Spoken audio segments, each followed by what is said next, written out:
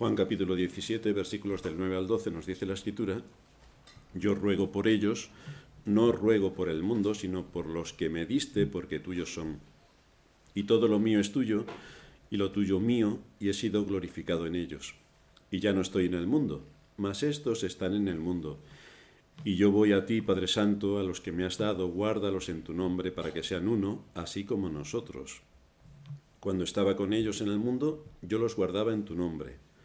A los que me diste, yo los guardé, y ninguno de ellos se perdió, sino el hijo de perdición, para que la Escritura se cumpliese. La cristiandad, al igual que hace el resto de la humanidad no cristiana, la cristiandad se une a la ola de los que piensan que el hombre tiene un papel protagonista en la historia. Por supuesto, la cristiandad le añade algo más, y es que el ser humano tiene también un papel protagonista en la redención. Papel estelar, es la estrella. Y que por tanto tiene el poder para decidir su destino eterno. Que como todo el mundo sabe, en este mundo en el que estamos, tú tienes el poder de decidir todo lo que tú quieras. Tienes el poder de decidir si eres hijo del rey, porque lo dices tú. Tienes el poder de decidir que no vas a pagarle un céntimo a Hacienda, ¿verdad? Y tienes muchos otros más poderes, que son los poderes de los seres fantásticos. Pero no es lo que aparece en la Escritura, ni lo que pasa en la vida real. Pero el hombre cree que tiene el poder para decidir su destino eterno gracias a su libre albedrío. Su destino eterno gracias a su libre albedrío. Por el que cuando él quiera puede librarse de su naturaleza corrupta con la que viene a este mundo. Cuando él quiera se libra de esa naturaleza corrupta. Cuando él quiera puede obrar por sí mismo el nuevo nacimiento, cuando él quiera. Puede hacerse nacer a sí mismo cuando él quiera, como vemos que ocurre con todos los que hemos venido a este mundo. Yo decidí, pues voy a nacer en el año 1900 tal, no digo para que no sepáis la edad, 1900 tal, y voy a nacer en un lugar de La Mancha de cuyo nombre no quiero ni acordarme, y voy a nacer en España, y voy a nacer en tal familia. Eso lo decido yo, claro está. Esto es absurdo, tan absurdo como el que, leyendo las Escrituras y viniendo a la fe, dice que él cuando quiso se convirtió. Es igual de absurdo. Pero es lo que mantiene la cristiandad. Desde luego que cuando él quiera también, es lo que piensa la cristiandad, puede librarse por sí mismo del dominio de Satanás, de quien nace ya siendo su esclavo. Y como todo el mundo sabe, bueno, que se lo pregunten en los primeros siglos de la colonización de América del Norte, que los esclavos, cuando ellos quisieron, se hicieron libres. Dijeron, a partir de mañana a las 12 soy libre. Y todos fueron libres cuando ellos lo quisieron, como todo el mundo sabe. Todo esto, repito, es como resultado de lo que la cristiandad defiende como libre albedrío, que es su máxima exponencial, el libre albedrío. O lo que es lo mismo, cuando alguien quiere hacerse cristiano, solo tiene que verbalizarlo y ya es cristiano. ¿A que os suena familiar con otra ideología de género que ocurre en nuestra época? Pero lo han copiado de la Iglesia. Son unos copiones, porque la Iglesia esto, en este retorcimiento de la realidad, ya hace mucho tiempo que lo está planteando. Por otra parte, para negarle a Dios su poder en la salvación, negar la autoridad de las Escrituras y negar los aspectos legales que conlleva la salvación, el ser humano se convence de que él a sí mismo tiene la potestad de todo esto, la potestad legal de hacerse hijo de Dios cuando quiera. Porque nosotros somos hechos hijos de Dios por un asunto legal, justificados por la fe.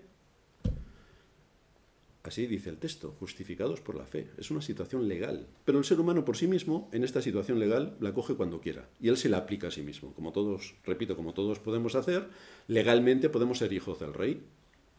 De Felipe VI no, porque ya se nos queda un poco pequeño, pero de Juan Carlos I sí, y ya todos somos hijos. Si estuviéramos en un mundo normal, y en los entornos educativos se enseñaran las cosas normales, todo el mundo estudiaría los clásicos.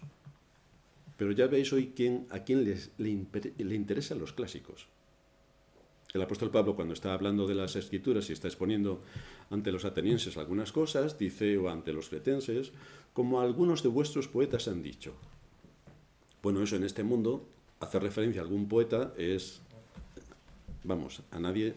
Yo vivo en la calle Tirso de Molina. A veces cuando voy a dar mi dirección, la gente no sabe, primero dice Tierso de Molina. Digo, no, Tirso de Molina. ¿No has oído hablar de Tirso de Molina? Ah, pues no, pero son gente joven que acaba de terminar sus estudios. No saben quiénes son los clásicos, no saben cuál fue el siglo de oro español, no conoce a Lope de Vega, que le llamaban el poeta del cielo y de la tierra. No saben nada de lo que tiene que ver con la estructura clásica de nuestro conocimiento. Imaginaos, si no saben todo esto, ¿cómo van a saber las Escrituras? Mucho menos. Pero hoy voy a hacer referencia a uno que para muchos también es desconocido, Platón. En el libro séptimo de la República, Platón nos presenta el mito de la caverna. Y es curioso porque, habiendo vivido muchos años antes que Cristo, presenta una realidad sin conocer a Cristo que es bastante sintomática. El mito de la caverna describe a unos hombres que desde niños fueron encadenados para vivir en el fondo de una caverna. Fueron encadenados. Estaban atados de cara a la pared. Detrás había un fuego. Y lo que veían en la pared eran las sombras del fuego que allí se estaban proyectando. Este era su conocimiento del mundo en el que vivían. Pero uno de estos hombres huye y logra salir de la caverna. Cuando sale de la caverna, el impacto del sol lo deja completamente cegado y tiene que esperar a la noche para poco a poco irse adaptar su vista, porque siempre ha vivido en la caverna. El sol lo desconoce y conoce la luz y desconoce todo lo que tiene que ver con la creación, desconoce los ríos, desconoce los árboles, desconoce todo. Así que tiene que acostumbrarse para que su vista se adapte al entorno que le rodea. Entonces, cuando ve todo esto, se da cuenta que lo han estado engañando toda su vida. Toda su vida lo han engañado. Lo han engañado con estas imágenes reflejadas en el fondo de la caverna. Y entonces, después de este gran descubrimiento que ha hecho, regresa a la caverna para decirle a todos aquellos que están encadenados y en las sombras de la caverna, para decirles que existe una realidad fuera que es realmente sorprendente y que allí están siendo esclavizados, están siendo limitados en su pensamiento, están siendo dominados para que no puedan ver lo que hay fuera de la caverna. Pero le toman por loco y niegan tajantemente que exista tal realidad. Y al final lo matan. Bienvenidos al mundo cristiano, porque esto es exactamente lo que hay. El hecho es que les predicamos a los cristianos, las doctrinas de la gracia, y no te matan porque no es la moda que te maten, pero si pudieran, lo harían. Pero esto es lo que enseña la Escritura. Es que en esta serie que estamos viendo es lo que enseña la Escritura y lo que la Iglesia verdadera ha predicado siempre. Pero ¿a quién le interesa todo esto? ¿A quién le interesa ver la realidad de lo que exponen las Escrituras, la grandeza y la gloria de Dios que emana de las Escrituras y cómo solamente Él es el único a quien hay que darle la gloria, la honra y la alabanza, no solamente por la creación del mundo visible, no solamente por la creación del mundo invisible, sino por la salvación, y por todo lo que tuvo que ver la muerte de Cristo en todo el proceso redentor. El hombre en realidad no quiere ser consciente de que ha nacido como esclavo del pecado. No quiere ser consciente. El hombre es libre, como todo el mundo sabe. No acepta, por supuesto, que está muerto espiritualmente. No lo acepta. Todo cayó en Adán. Cuando Adán se murió, pues aquello no pasó a la posteridad. Tampoco el cristiano cree que necesita un poder superior que le lleve a ver en Cristo la luz verdadera. Tampoco porque él por sí mismo lo puede hacer. Así que habiendo visto los 4 puntos de las doctrinas, hoy llegamos al quinto. El quinto punto de las doctrinas. Se denomina este quinto punto la perseverancia final de los santos. Y esta doctrina se expone o nos expone ante el hecho de que aquellos a quienes Dios ha escogido en la eternidad, según lo que enseñan las Escrituras, por quienes Cristo murió, según lo que enseñan las Escrituras, y de acuerdo a lo que el Espíritu Santo ha obrado en ellos produciendo el nuevo nacimiento, según lo que enseñan las Escrituras, perseverarán hasta el fin, según lo que enseñan las Escrituras. Otra cosa es la moda, la cultura, el interés, pero lo que enseñan las Escrituras es esto. Y esto es defendible teológicamente, si uno estudia un poco las Escrituras. Si Dios es el autor y consumador de nuestra redención, y si Él determinó el número y la identidad de los elegidos antes de la fundación del mundo, y ya que Él mismo obra el nuevo nacimiento por su Espíritu y nos da el don de la fe y del arrepentimiento, entonces tenemos todos los datos para creer, no cualquier otra cosa sino esta, que cuando Dios ha hecho de nosotros una nueva criatura en Cristo, no permitirá que absolutamente nada estorbe su plan. No permitirá que nada altere su propósito eterno en salvar a los que Él mismo ha llamado a la salvación antes de la fundación del mundo. Antes de la fundación del mundo.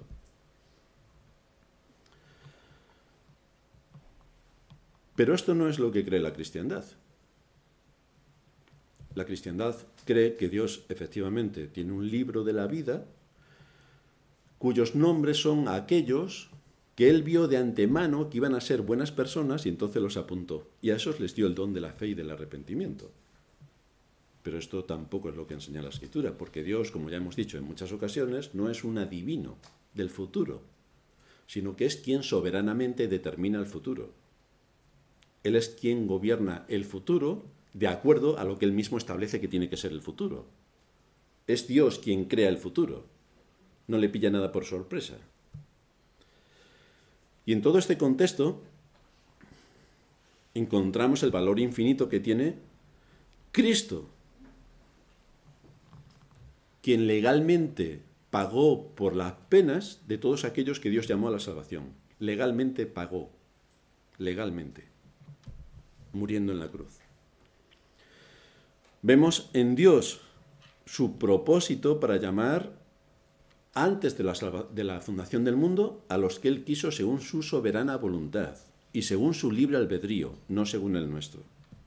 Y encontramos al Espíritu Santo, que es quien toma a todos aquellos que Dios Padre le dio a Cristo para que muriera por ellos y les lleva al nuevo nacimiento, les regenera. Esta es la obra del Dios Trino.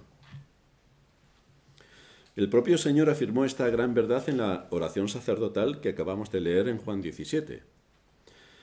En aquel tiempo Jesús oró diciendo: Padre Santo, a los que me has dado, guárdalos en tu nombre. Cuando estaba con ellos en el mundo, yo los guardé en tu nombre, y ninguno de ellos se perdió. Ninguno de ellos se perdió, sino el hijo de perdición, tal y como decían las Escrituras. Por cierto, vaya detalle. Y eso es lo que hacemos nosotros, ver qué es lo que dicen las Escrituras. Así que nuestro sermón lo vamos a dividir en 3 partes.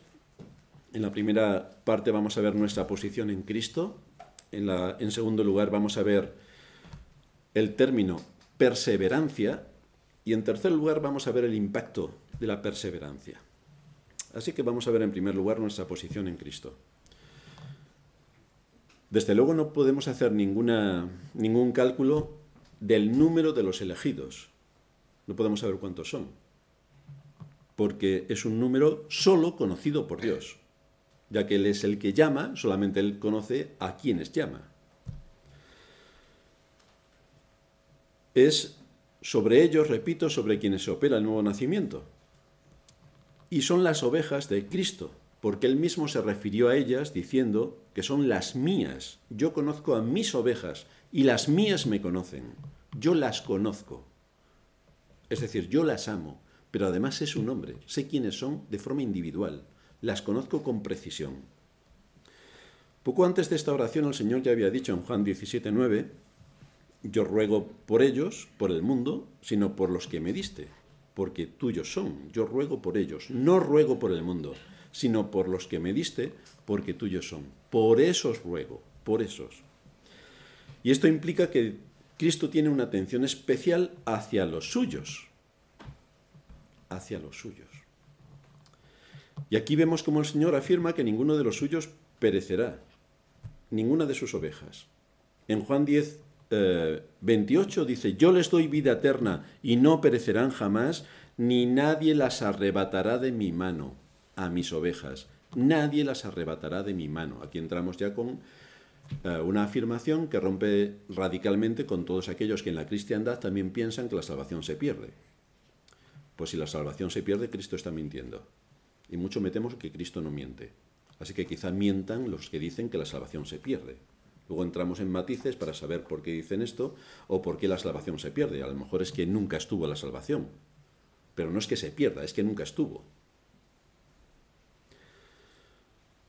Yo les doy vida eterna y no perecerán jamás, ni nadie las arrebatará de mi mano.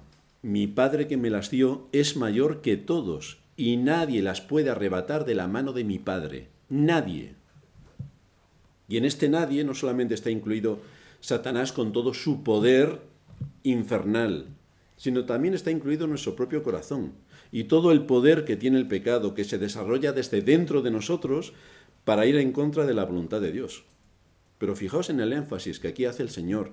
Nadie las puede arrebatar de la mano de mi Padre. De la mía no la pueden arrebatar, pero de la de mi Padre tampoco, que es quien me las dio. Nadie puede arrebatar a las ovejas de Cristo. Nadie. El Señor afirma que sus ovejas no han sido arrebatadas porque Él las ha guardado. Desde luego Satanás ha procurado a través de todos los siglos arrancar de las manos de Cristo a sus ovejas, pero no puede lograr ese propósito. Le es imposible, no le está permitido. Satanás, recordamos que es una criatura. Generalmente también en la cristiandad, y es curioso el tema, presentan a Satanás y a Dios más o menos a la misma altura, que están luchando, pero Dios es el creador, Satanás es la criatura. Es un pequeño matiz que se le olvida muchas veces a la gente. Están peleando el bien y el mal, al mismo nivel. Hombre, no. Dios es el creador, Satanás la criatura. No tiene nada que ver. Hay un abismo entre los dos. Así que ni el pecado, ni la muerte, ni Satanás pueden frustrar los propósitos eternos de Dios en la historia en absoluto, y en la redención menos todavía. No puede frustrar ninguno de sus planes. Porque esto implicaría que, al contrario de lo que defiende la gran mayoría de la cristiandad,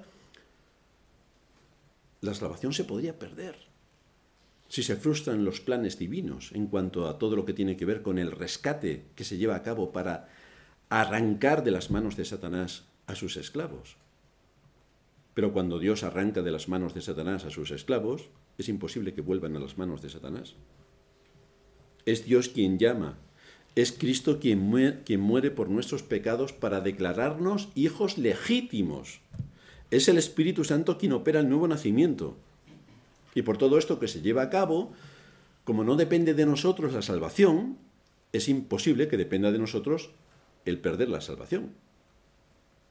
Es imposible. Por eso Pablo en Romanos 8:38 dice, por lo cual estoy seguro de que ni la muerte, ni la vida, ni ángeles, ni principados, ni potestades, ni lo presente, ni lo porvenir, ni lo alto, ni lo profundo, ni ninguna otra cosa creada nos podrá separar del amor de Dios que es en Cristo Jesús, Señor nuestro. Imposible, imposible. Si Dios te ha llamado a la salvación, te ha dado su Espíritu, te ha traído la vida, te ha arrancado de las garras de Satanás, es imposible que puedas perder la salvación, porque no depende de ti. Si un tribunal te declara inocente, nadie te puede decir que eres culpable, porque el tribunal, que tiene toda la autoridad, ya te ha declarado inocente. Así que nadie puede revertir lo que un alto tribunal ha dicho. En este caso, nadie puede revertir lo que Dios, en Cristo y por su Espíritu, ha hecho. Es imposible revertirlo. En segundo lugar, vamos a ver el término perseverancia. El diccionario establece que perseverar es actuar con resolución a pesar de la oposición. Es actuar con resolución a pesar de la oposición. Difícilmente podría emplearse una mejor definición de la vida del cristiano, porque como buenos protestantes que somos, protestamos contra todo. Tenemos que protestar contra todo, porque el engaño es espectacular. Es decir, este mundo vive como el mito de la caverna. Esa es la situación en la que se encuentra el mundo. Están viendo las sombras, los muñequitos moviéndose de acá para allá, viven en absoluta oscuridad, tienen el entendimiento entenebrecido, como dice el apóstol Pablo, ajenos a la vida de Dios, viven en la más absoluta de las miserias espirituales. Bueno, realmente están muertos, pero su vida se desarrolla en un contexto de cavernas. Lo que no podemos hacer nosotros es sumarnos a la caverna y decir que sí a todo lo que hay en la caverna. Tenemos que sacar de las Escrituras los principios que nos lleven a considerar, a racionalizar, a entender cuál es el mundo en el que vivimos y cuáles son los extraordinarios enemigos que nos acechan. Así que el diccionario establece que perseverar es actuar con resolución a pesar de la oposición. Los cristianos también piensan que no tienen ninguna oposición. Bueno, es que viven en el país de Alicia y las Maravillas. No se han dado cuenta todavía de en qué mundo viven. Pero la oposición es continua y constante, en todos los medios. Hasta en los dibujos animados, hasta en las películas de Disney, que los padres van contentos a mostrárselas a sus hijos. Resulta que la mitad son guays y la otra mitad están descerebrados y todo es fantástico y maravilloso. Cuando te están adoctrinando a los niños viendo las películas de Disney. Pues estupendo. Y los padres cristianos tan contentos yendo a ver las películas de Disney. Actuar resueltamente a pesar de la oposición de la naturaleza pecaminosa que está dentro de nosotros.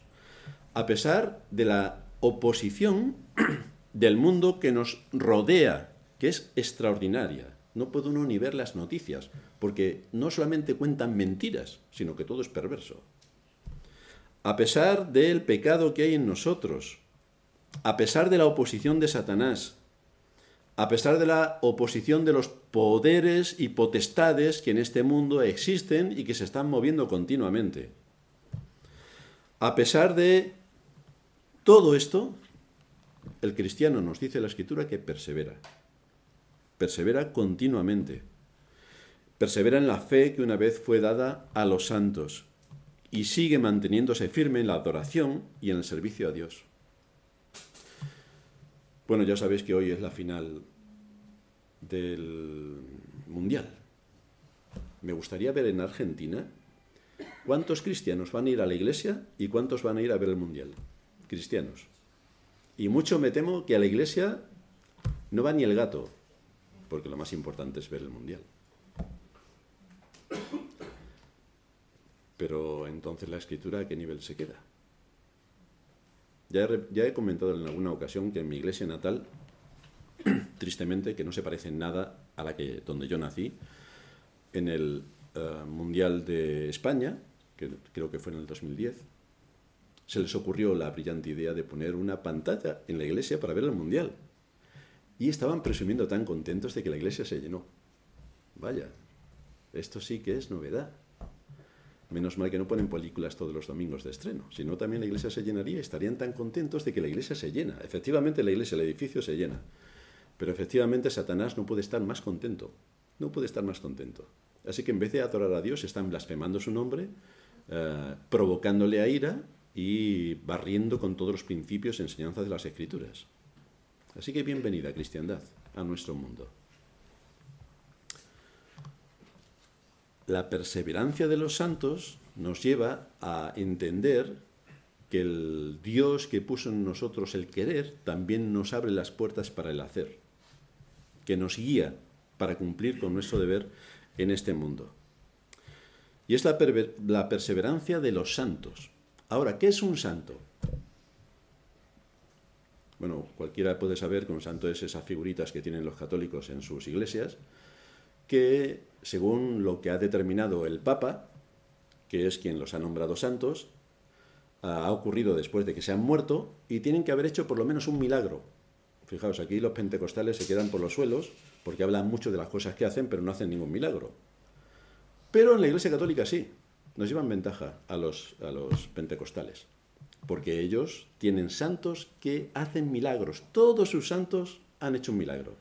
Fijaos, hay 365 días en el año, tienen como mínimo 365 santos, porque cada día es el día de un santo, o 2 santos, o 3 santos. Y a muchos de los que nacen, más bien en la antigüedad, le ponían el nombre del santo del día en el que habían nacido. Menos mal que no le pillaron a muchos llamándose Torcuato o cosas así parecidas, que los hubieran dejado destrozados. Pero algunos hay que también les ha tocado, tristemente. ¿Qué es un santo? Pues algo santo, si quitamos la persona, algo santo es algo que se ha dedicado al servicio a Dios. Eso es algo santo. Así que un santo es aquella persona que se dedica al servicio a Dios. Pero no puede ser santo si no ha sido llamado por Cristo a la salvación. Por lo tanto, según lo que enseña la Escritura, santos, y lo vemos en cada una de las cartas del apóstol Pablo, a los santos que están en la iglesia de tal, se refiere a todos los creyentes. Todos los creyentes somos santos, por la sencilla razón de que Dios nos ha llamado a la salvación. Ya está. Ya somos hijos de Dios, por lo tanto somos santos. ¿Qué ha hecho el Espíritu Santo? Operar en nosotros el nuevo nacimiento. ¿Y esto qué significa? Que gracias a esta operación del Espíritu Santo, que ha llevado a cabo en nosotros la regeneración, ha cumplido con el llamamiento de Dios y con que Cristo haya muerto por nosotros, nos ha santificado. Porque el Espíritu Santo es el espíritu de santificación. Y a todos aquellos que trae la vida, ya tienen la santificación. Son santificados. Por lo tanto, todos los creyentes, sin excepción, son santos. Fijaos, no tenemos ni que hacer ningún milagro. Nada. No tienen que ponernos en los altares. Ni siquiera tienen que recubrirnos de yeso, menos mal. Somos santos por el simple hecho de lo que Dios ha hecho en nosotros por su Espíritu. Somos santos. Los cánones de Dort dicen respecto a esto, esta es la regeneración, tan altamente celebrada en la Escritura, y que se denomina una nueva creación, una resurrección de la muerte, una nueva vida que Dios ha producido en nosotros, sin nuestra ayuda. Así que sobre quien se lleva a cabo esto, esta persona es santa. Al mismo tiempo, esta definición se aplica, evidentemente, como ya he dicho, a todos los hijos de Dios. No solamente a unos pocos, no solamente a los mártires. ¿Nos acordamos de los mártires? ¿Qué santos eran? Pues no. La Biblia enseña que todos los que han venido a la fe son santos. Hombres, mujeres, niños, todos los que han venido a la fe son santos, todos. Cristo explicó la razón de que esto fuera así y dijo, el Padre que me los dio es más grande que todos y nadie puede arrancarlos de la mano de mi Padre. Y estas palabras que afirma aquí el Señor tienen dos consideraciones importantes. La primera, Dios es más grande que todos. Esto parece algo para enseñárselo a los niños, pero es una verdad absoluta. Dios es más grande que todos. Es más grande, es el Creador. En segundo lugar, podemos ver la seguridad que Cristo da a los creyentes que han sido hechos hijos de Dios por la operación del Espíritu Santo llevado a cabo en ellos. Estos a los que Dios ha llamado y que el Espíritu Santo ha operado el nuevo nacimiento, pertenecen a Dios. Nadie puede arrancarlos de la mano de Dios. Nadie puede arrancarlos. Es imposible. Ahora bien, esta doctrina, como las otras 4 que componen la base de las doctrinas de la gracia, no pueden usarse como si se tratase de una patente de corso y pensar que como la salvación no se pierde, puedes hacer absolutamente lo que te dé la gana.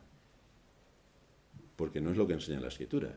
Es como si te regalan un BMW Serie 7 flamante con el seguro a todo riesgo y tú, como tienes el seguro a todo riesgo, te subes en el coche y lo estampas contra la pared. Pues parece que es un poco, en fin, está mal de la cabeza. Pues ocurre igual con esto. Estarías mal de la cabeza si piensas que porque la salvación no se pierde, puedes hacer lo que te dé la gana, porque cuando el pecado abundó, sobreabundó la gracia. Esto no funciona así. Esto no es así. No puedes hacer lo que te dé la gana. El que es de la verdad, nos dice la Escritura, oye su voz. El que es de la verdad, ama sus mandamientos y los guarda. Así que hay una relación estrecha entre oír a Cristo, amar a Cristo y obedecer a Cristo. Oír su palabra, amar su palabra y obedecer su palabra. Todo esto va unido. En Juan 8, 42, está hablando el Señor y dice, si vuestro Padre fuese Dios, ciertamente me amaríais, porque yo de Dios he salido y he venido a este mundo. Pues no he venido de mí mismo, sino que Él me envió. Y luego sigue añadiendo el Señor en el versículo 44, vosotros sois de vuestro padre el diablo. Vaya palabras para decírselo a los fariseos. Hombre, podría haber utilizado un término un poco más suave. yo creo que no estáis en el buen camino y con todo el amor que yo tengo hacia vosotros, debéis considerar. No empezó ahí con las pamplinas que en nuestros días se utilizan para hablar de ciertas cosas. De hecho, el otro día estaba leyendo una historia de alguien que debería criticar severamente a otra persona y lo emplazó al amor de Dios para que no hiciese tales cosas. Bueno, no voy a entrar en el detalle del asunto porque es un poco escabroso, pero el tema de fondo es que uno no puede andarse con paños calientes cuando las cosas están en contra de la verdad. Vosotros sois de vuestro padre el diablo, y los deseos de vuestro padre queréis hacer. Él ha sido homicida desde el principio y no ha permanecido en la verdad, porque no hay verdad en él. Este es el reino en el que vivimos, el reino de Satanás. No hay verdad en él. No hay verdad en nada de lo que nos rodea. No hay verdad en nada. Si alguien es un verdadero creyente, hará la voluntad de Dios. Aunque peque y caiga y pueda ser un desastre, como lo fue David, con su asesinato, con su adulterio, con estar 7 años sirviendo a los filisteos y luchando contra Israel, a pesar de todo, encontraremos que pasado un tiempo va a mostrar su arrepentimiento. Lo va a mostrar. Hay algo más importante en la vida de David que su pecado, y es su arrepentimiento. Lo va a mostrar.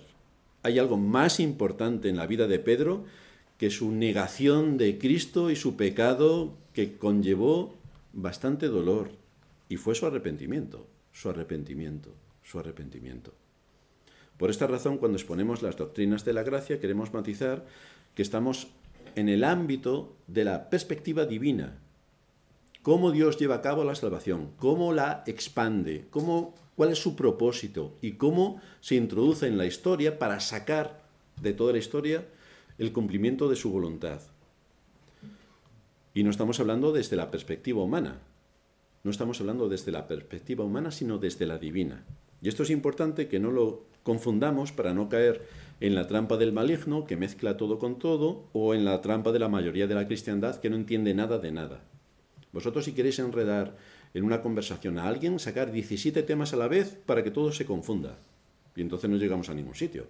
Si vamos a hablar de la soberanía de Dios, solo hablamos de la soberanía de Dios. Si vamos a hablar de la gracia de Dios, solo hablamos de la gracia de Dios.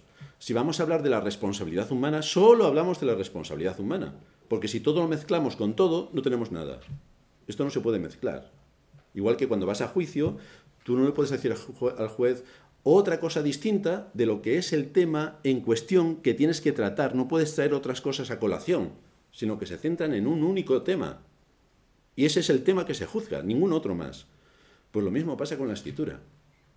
Hablemos de lo que hablemos de la Escritura, no podemos empezar a sacar cosas múltiples para demostrar algo, porque entonces no nos vale de nada. Cuando vemos la conversión desde el punto de vista humano, no desde el divino, que es lo que establecen las 5 doctrinas de la gracia, sino desde el punto de vista humano, encontramos que se demanda de nosotros que creas en Cristo. Pues claro, tienes que creer en Cristo. Tienes que creer en Cristo. Se demanda de nosotros que cuando somos llamados a la salvación digamos sí. Pero sí lo dices porque ya estás en la vida. No porque estás en la muerte y vas a venir a la vida, sino porque ya estás en la vida. Por supuesto que dices sí. Se nos demanda también que asumamos nuestro pecado. ¿Cómo no vamos a asumir nuestro pecado? ¿Qué pasa? ¿Que no somos seres responsables de lo que hacemos? Se nos manda que actuemos en consecuencia con lo que nos enseñan las Escrituras y en obediencia. Se nos demanda que corramos a Cristo para arrepentirnos. Se nos manda que nos esforcemos en entrar por la puerta estrecha. Todo eso se nos demanda. Y desde la perspectiva humana, exactamente tenemos muchas responsabilidades. Pero es que las doctrinas de la gracia hablan desde la perspectiva divina, no desde la humana. Si nosotros viviéramos en Marte, veríamos que el Sol sale por el este y se oculta por el oeste en la Tierra. Mejor dicho, la Tierra es la que da vueltas alrededor del Sol. Si viviéramos en Marte lo veríamos. Pero como vivimos en la Tierra no lo vemos. Pensamos que es el Sol el que se mueve, pero no es el Sol el que se mueve, es la Tierra la que se mueve. Todo depende de la perspectiva que tú tengas para ver algo. Las doctrinas de la gracia es desde la perspectiva divina, no de la humana. Y si esto lo perdemos de vista, entonces tenemos una confusión mental realmente extraordinaria, porque nos alejaremos de lo que la Escritura directamente nos está enseñando. Nuestra confesión de fe respecto a esto dice: aunque los santos, es decir, nosotros, los creyentes, mediante la tentación de Satanás y del mundo, el predominio de la corrupción que queda en ellos y el descuido de los medios para su preservación, caigan en pecados graves y por algún tiempo permanezcan en ellos, por lo que incurren en el desagrado de Dios y entristecen a su espíritu, aunque se les dañen sus virtudes y consuelos, se les endurezca el corazón y se les hiera la conciencia, lastimando y escandalizando a otros, y se acarrean juicios temporales, sin embargo, renovarán su arrepentimiento y serán preservados hasta el fin, mediante la fe en Cristo Jesús. Es decir, ¿un creyente puede caer? Hombre, la pregunta es, ¿hay algún creyente que no caiga? No sé, a lo mejor sí. Pues claro que pueden caer los creyentes. No es que pueden caer, es que caen. Caemos todos los días. Caemos en pecados graves, súper graves, extraordinariamente graves. En esto estamos. Pero lo que nos enseña la palabra es que si tenemos la verdadera fe, el arrepentimiento se va a producir. Tardará un día, tardará una semana, tardará un año o tardará 7 años, como en el caso de David. Pero llega. Cristo se asegura de que todos aquellos que el Padre le dio lleguen a su morada celestial. Se asegura. Por eso dice en Juan 6:47, de cierto os digo, el que cree en mí tiene vida eterna y no perecerán jamás, ni nadie los apartará de mi mano. Así que es Dios mismo quien se asegura de la salvación de su pueblo. Ya organizará Dios toda la estructura de la historia para que lleguemos a nuestra morada celestial. Y esto nos lleva a nuestro tercer punto, el impacto de la perseverancia. Porque el pueblo de Dios es perseverado por la gracia de Dios para la vida eterna. Por la gracia de Dios. La misma gracia que opera trayéndonos a la vida es la que sigue operando manteniéndonos en la vida. El mismo Dios que creó los cielos y la tierra y todo lo que existe, tanto lo visible o lo invisible, es también el que se asegura de que todo funcione y de que todo siga existiendo. Porque si Él dejase de apoyar toda su creación, caeríamos en el caos absoluto. Así que Dios sigue manteniendo su creación, cada día sigue manteniendo su creación por medio de su palabra. La perseverancia de los santos es el fin que Dios Padre tenía en mente cuando le dio un número definido de personas a Cristo para que muriese por ellos.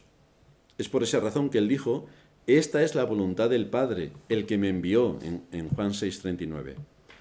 Que de todo lo que me diere no pierda yo nada, sino que lo resucite en el día postrero. Y esta es la voluntad del que me ha enviado. ¿Veis cómo siempre está hablando de la voluntad de Dios? La voluntad de Dios, la voluntad de Dios. La voluntad de Dios es soberana. Es el quien gobierna. Por lo tanto, es su voluntad la que se impone por encima de todas las voluntades.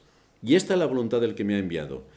Que todo aquel que vea al Hijo y cree en Él tenga vida eterna, y yo le resucitaré en el día postrero. Está hablando de la resurrección de los muertos. Pero fijaos en la expresión, todo lo que me diere, todo, está hablando de la suma total. Todos los que Él llamó desde la eternidad, todos vendrán a la fe, todos. En el versículo 40, todo aquel, lo considera individualmente. Cada uno, está definiendo, cada uno de los que el Padre me dio vendrá a la fe. Cada uno. Hablando de sus ovejas, el Señor dijo: yo les doy vida eterna y no perecerán jamás, ni nadie las arrebatará de mi mano. Nuevamente. La perseverancia de los santos también es uno de los propósitos por el que Cristo se ofreció a sí mismo en la cruz. Esto es lo que el Señor le enfatizó a Nicodemo en Juan 3:14. Allí le dice: como Moisés levantó la serpiente en el desierto, así es necesario que el Hijo del Hombre sea levantado, para que todo aquel que en él cree no se pierda, mas tenga vida eterna. Porque de tal manera, y sigue ahí hablando el Señor y argumentándole a Nicodemo, de tal manera.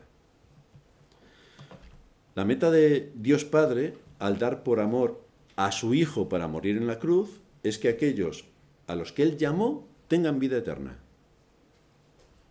Para lograr esto, hay alguien que debe pagar por haber transgredido la ley, y eso es el caso de Cristo.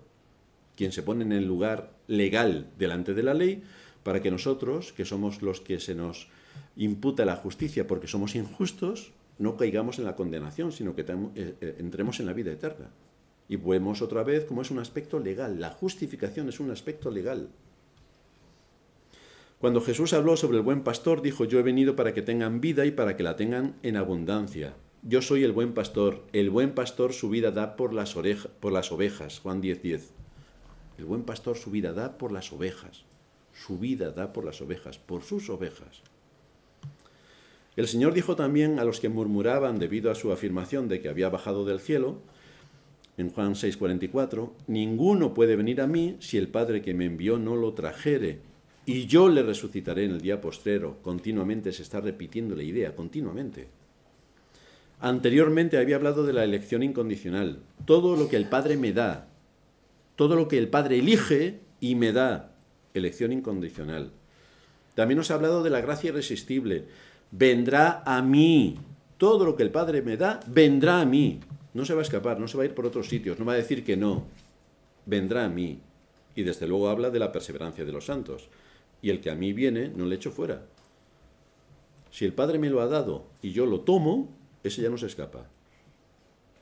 Esto es la perseverancia final. Aquellos que hemos llegado a Cristo por medio de la obra del Espíritu Santo y bajo el llamamiento de Dios, estamos ya destinados a la salvación. La perseverancia de los santos también fue un motivo por el cual el Señor oró por sus apóstoles y por todos, nos dice el texto, los que habían de creer en Él por la palabra de ellos, está en Juan 17:20. Todos los que habían de creer por la palabra de ellos, de los apóstoles, que fueron enviados para predicar el Evangelio hasta lo último de la tierra. El Señor oró para que el Padre los guardara del maligno, de Satanás y de todo su poder engañoso y destructor. Padre, aquellos que me has dado, quiero que donde yo estoy también ellos estén conmigo, para que vean mi gloria que me has dado. Esta es una oración del Señor, pidiéndole al Dios Todopoderoso, a su Padre, que cumpla con su promesa. Así que encontramos que no es la perseverancia del hombre la que le salva, no, es la perseverancia de Dios. No es la fidelidad del hombre lo que hace posible la salvación, posible, no, sigue siendo la fidelidad de Dios.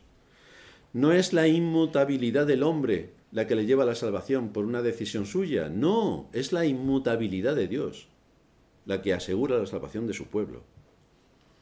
Nuestra confesión dice también: aquellos a quienes Dios ha aceptado en el amado y ha llamado eficazmente y santificado por su Espíritu, y a quienes ha dado la preciosa fe de sus elegidos, no pueden caer ni total ni definitivamente del estado de gracia, sino que perseverarán en él hasta el fin, y serán salvos por toda la eternidad, puesto que los dones y el llamamiento de Dios, según enseña la Escritura, son irrevocables. Cuando Dios llama, eso no es revocable, es irrevocable. Por lo que Él continúa engendrando y nutriendo en ellos la fe, el arrepentimiento, el amor, el gozo, la esperanza y todas las virtudes del Espíritu, y aunque surjan y les azoten muchas tormentas, nunca podrán arrancarles del fundamento y la roca a la que por la fe están aferrados, a pesar de que por medio de la incredulidad y las tentaciones de Satanás, la visión perceptible de la luz y el amor de Dios pueda nublárseles y oscurecérseles por un tiempo, Él, sin embargo, es aún el mismo.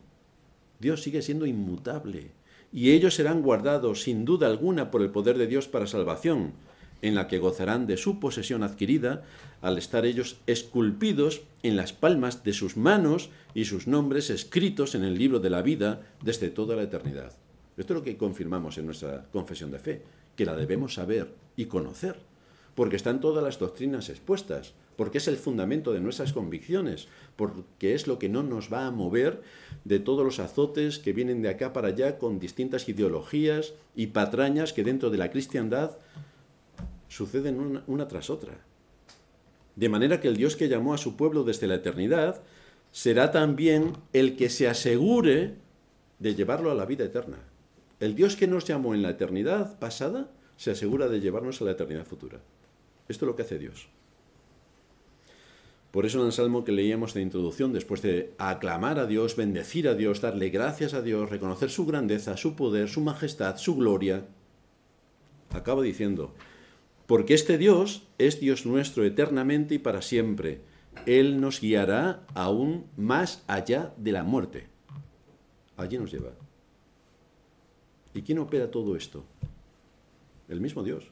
El mismo Dios que nos salvó, el mismo Dios quien nos cuida en este mundo, es quien se asegura de llevarnos más allá de la muerte. ¿Y qué otra confianza podemos tener mejor que esta? No depende de nosotros. No vamos a perder la salvación los que verdaderamente somos creyentes. Nos azotará Satanás por todos los medios y en todos los planos, pero no logrará arrancarnos la salvación. Imposible. Esta es una doctrina de confianza, de esperanza, de saber cómo Dios gobierna sobre todas las cosas y de que podemos descansar en Él, a pesar de todos los ataques del maligno que continuamente vierte sobre la Iglesia. A pesar de todo, este es el Dios nuestro, eternamente y para siempre. Él nos guiará aún más allá de la muerte. Vamos a terminar en oración. Gracias te damos, Señor, por darnos en tu palabra todos los elementos que nos llevan a confirmar tu propósito eterno de salvar a tu pueblo, no por nuestras obras, no por nuestras buenas intenciones, no por cualquier cosa que nosotros podamos aportar delante de ti, ni siquiera la fe. Te damos gracias porque tú eres el que nos llamó desde la eternidad, el que nos hizo nacer en una época concreta a nivel histórico, el que por medio de tu providencia nos hiciste conocer tu palabra y que así se cumplieran tus promesas al llamarnos a la salvación desde la eternidad, al darnos a Cristo que murió por nosotros, borrando nuestras deudas con la ley, al darnos tu Espíritu que nos trajo a la nueva vida para que conociéramos todo lo que tiene que ver con la salvación que en Cristo nos ha sido dada. Gracias te damos por todas las bendiciones que tenemos cuando estudiamos tu palabra y por las bendiciones que nos has dado en Cristo, porque siendo enemigos tuyos, siendo ajenos a la vida que hay en ti, viviendo en la oscuridad de nuestra mente, viviendo en un mundo de tinieblas, tú nos llamaste a la salvación y nos diste por medio de nuestro Señor Jesucristo la vida eterna. Así que danos un espíritu de agradecimiento para honrar tu nombre y saber todo lo que en Cristo nos ha sido dado. Es en su nombre y por sus méritos que te damos las gracias por todo esto. Amén.